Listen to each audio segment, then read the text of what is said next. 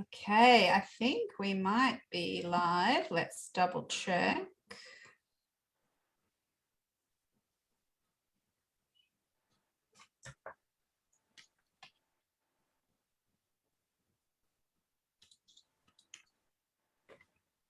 All right.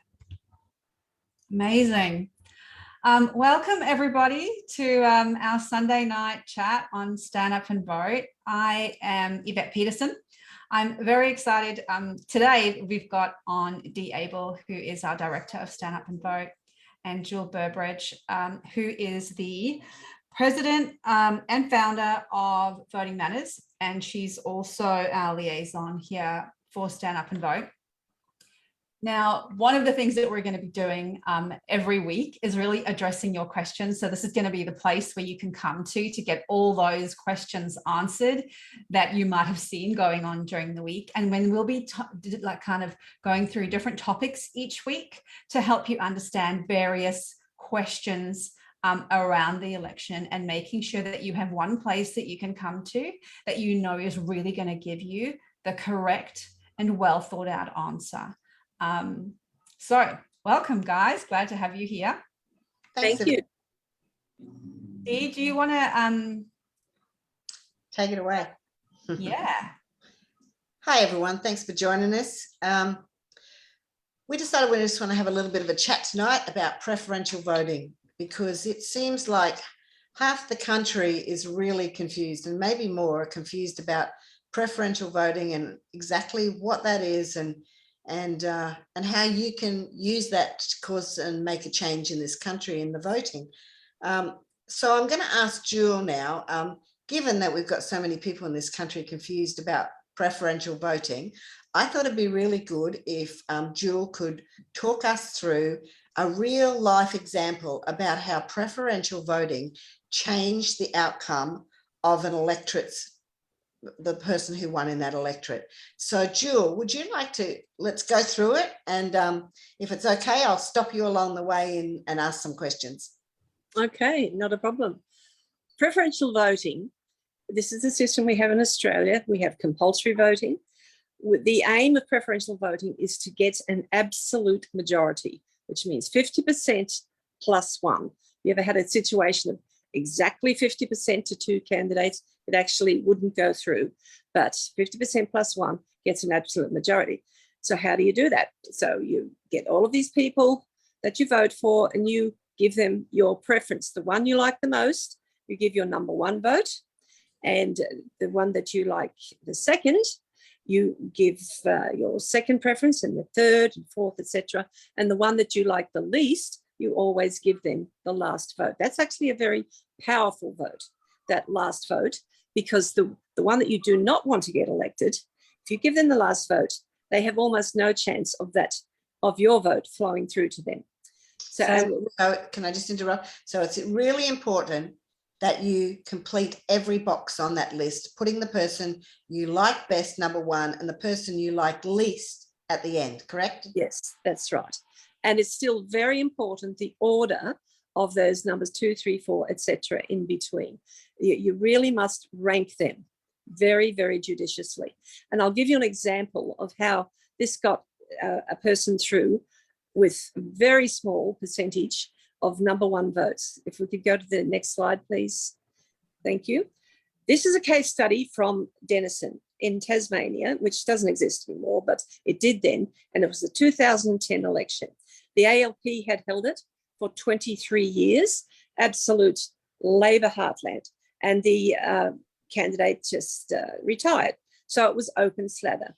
We had 5 candidates standing. 4 came from parties, one of which was the ALP, of course, and 3 other parties, and 1 single independent. So you would think that the parties would have a much better chance than a lone solitary independent. And, excuse me. Yep, so. Right, so there were 64,859 formal votes recorded. That's an important point, because these are formal votes, and there are 2,435 informal votes. Informal votes do not get counted. They do not get a chance to actually elect anybody. So it's very important.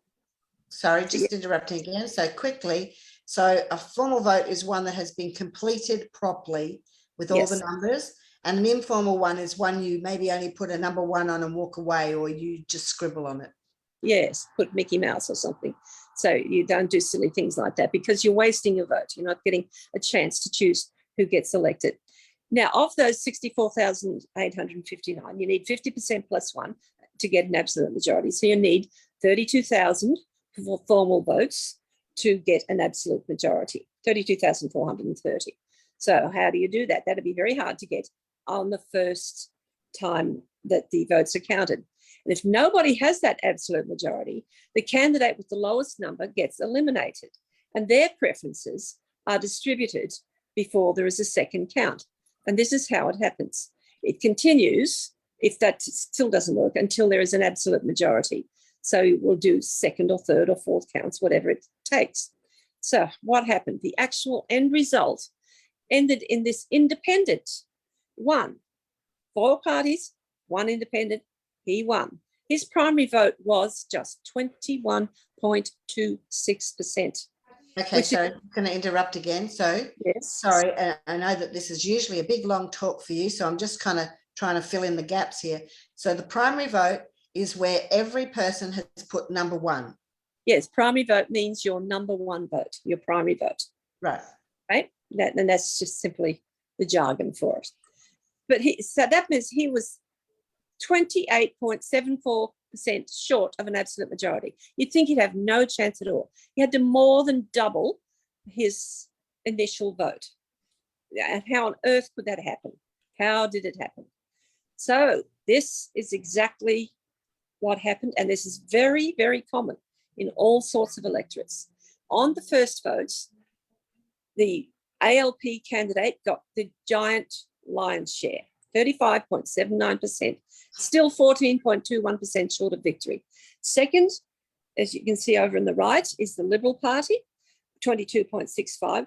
Third was this Andrew Wilkie, very close, 21.26%.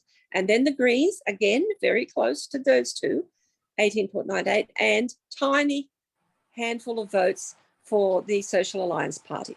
So the Social Alliance didn't have too many people favouring them. So what happens? They are the lowest count. They are going to get eliminated. And their second preference is going to go to the ones that they chose. So how did that actually happen? It went 4 ways. Now, when they give you a how to vote card, when you walk into an election, you don't have to do what they say. And obviously people did not with this particular candidate. And it happens with every candidate. So the second preference went to the 4 different parties, widely distributed. So there weren't many votes there. So it didn't make much difference to anybody. So fine, that's the second. So obviously we still do not have a result for the Labor Party, still 13.85% short of victory. And the Greens, you would think, would help them get that because there's 19.38%. They are going to get eliminated because they are not up the higher votes. So you would think that most of their second preferences would go to the Labor Party. So we'll see what happens. So the third count, the Greens are gone, and this was the knockout blow to the ALP. Only 7.53% of the Greens, 19.38, went to the ALP. Okay, can I just stop again, just to make it clear? So this is the third count. So this is the number 3 that people have gone down their ballot and they put 1, 2, 3. So this is their number 3 has now been dispersed about, so whoever gave number 3 on the Greens card is now being... the Greens number 2. Sorry, the Greens number 2. Okay. Right. It's the third count, but it's the Greens number 2 votes that will be distributed over. Okay. And they went 3 different ways again. So the Greens did not, as they traditionally do, support the Labor Party all the way. A lot of those people went for Andrew Wilkie, and some went to the Liberals as well. And Andrew Wilkie actually got 10.23% of that original 19.38% of the Greens, which is substantial. That's more than half. Now, The extenuating circumstances there was Andrew Wilkie had originally been a Green, so he would have had a lot of support from a lot of those members. So that's made the difference. Okay, now the ALP person would be probably a little bit concerned now, because the Liberal Party are the next ones to be distributed, and they don't traditionally like the ALP. As we know, they don't like each other. So the ALP could not count on a lot of support from the Liberal Party. So there has to be a fourth count, because nobody is over the 50%. So what happens with the fourth count? The Liberals were gone, it's distributed, and look what happened. The predictable flow of preferences did not go from Liberals to ALP. Most of it, of course, went over to Andrew Wilkie, and only 5.1% went over to, from Liberals over to the ALP. A lot of those votes would have been originally the Social Alliance and Greens ones that had flowed over to the Liberals, and that might be their vote preference number 3 or 4. Gets a little bit complicated there, but I can go into detail of that later. But most of the number 2 preferences of the Liberals would have gone over to Andrew Wilkie, because they would not like the ALP. That's just the way it is with politics. So what happened? 51.21% for Andrew Wilkie. He won. He got more than 50% plus 1. He won by just 787 votes. So this is really important, because 2 things have happened here. One, an outsider who people didn't think could win, yes, won that electorate. Yes. And they got enough to win the seat, and the candidate that the public and maybe even the media at the time thought would win didn't. Yes, that's right. You can't predict what the local electorate will do. It depends on the caliber of the candidate. Now, I'm not saying anything detrimental about the ALP candidate in that instance. There was obviously a problem, because the ALP had their clear traditional support, as you saw in their primary vote, but no other support across the electorate. And this is what preferential voting will sort out. Preferential voting, the rest of the electorate feels differently about the original vote. So it was just quite an amazing result, and it is actually on the AEC website, aec.gov.au, and they give you the figures there, which I have taken and put into a graphical format. It is quite phenomenal. It is not unprecedented. It happens often, and it could be a minor party, it could be an individual, but so you just do. Second thing, it depends on the candidate. People have got to vote for a person to go into government. And I really want to encourage people to look past what their party is saying, look very carefully at the caliber of the person you are voting for. So he won by just 700. Can I just interrupt again, Jill? Just the other second thing that this shows, and this is the slide we're now seeing up on the screen, we're now seeing that there were 2,435 informal votes.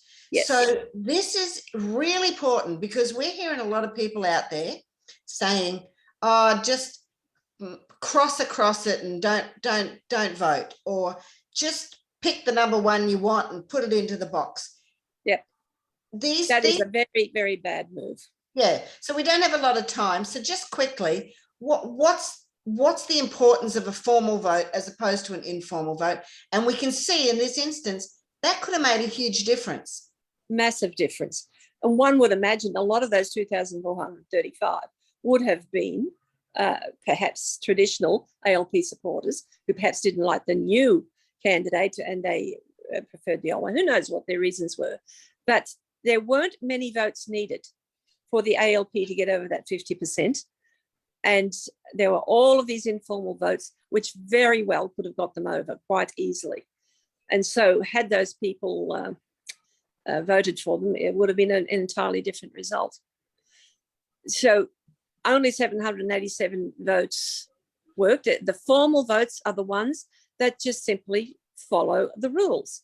There are very simple instructions on the ballot paper saying number the boxes in order of your preference.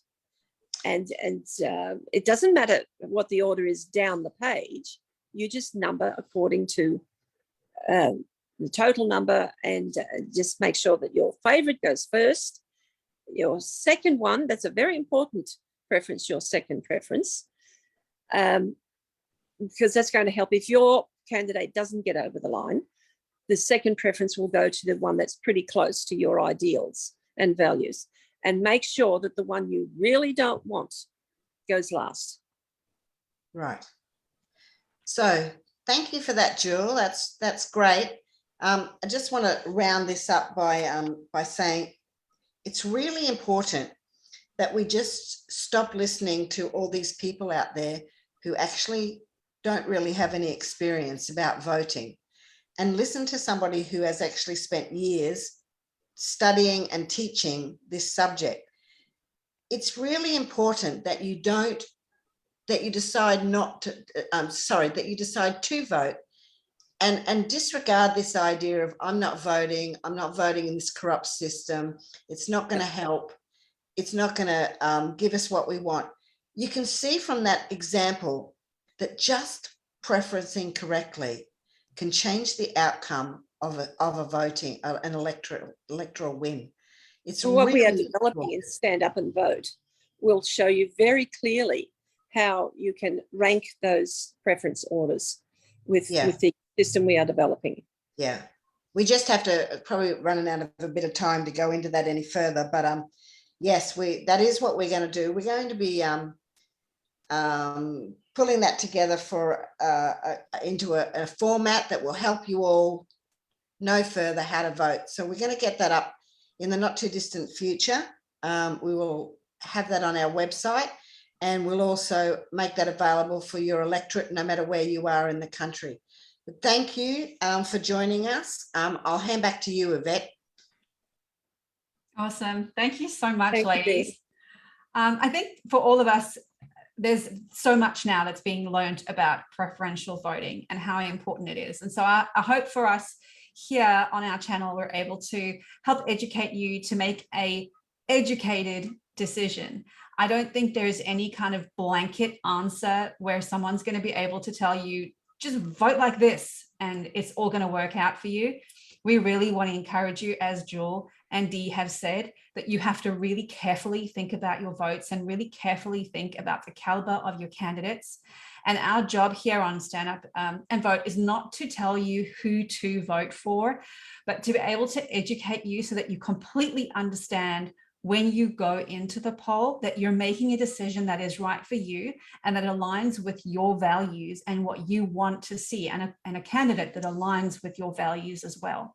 So as Dee was saying, we're going to be working really hard, and we are working really hard in the background to basically make a grid, I guess, essentially a one-pager where, just like you compare your vacuum cleaner when you're trying to make a decision, you're going to be able to compare your candidates, one answer next to another, and be able to make it a decision that's going to really align with you. So thank you so much, ladies. It was so awesome to have you guys on. Thank you, everybody, for joining us. Please feel free to pop any questions underneath here as you watch this video. Let us know if you were watching live or if you watched the replay, and we'll make sure to hop on and answer any questions that you have. Good night, everybody. Good night. No.